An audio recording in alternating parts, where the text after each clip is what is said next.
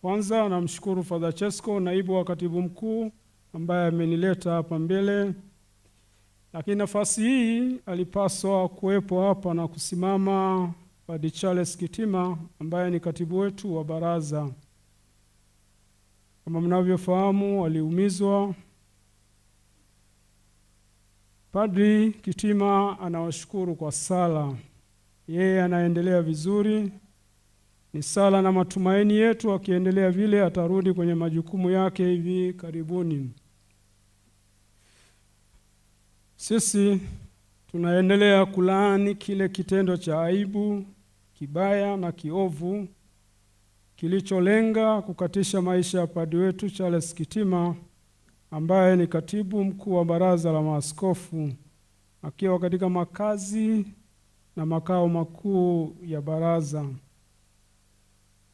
Katika utawala bora na wa sheria, wahalifu wale walipaswa wawe wameshafikishwa mahakamani mpaka sasa. Ni matumaini yetu uchunguzi hautachukua muda mrefu zaidi kabla ya wahusika kufikishwa mbele ya sheria.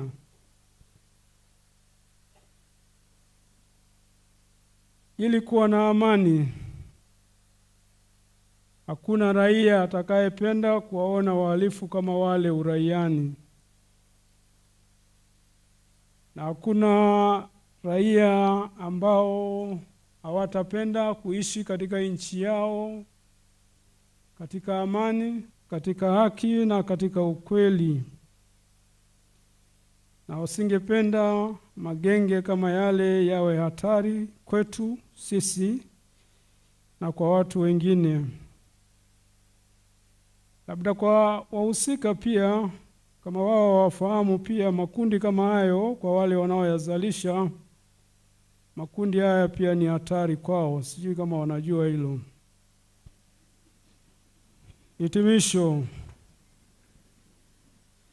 Tuendelee kujiombea wenyewe, kuiombea nchi yetu kuwa na mifumo na sheria nzuri ya kulinda raia, amani, haki, ukweli na demokrasia. Asanteni sana.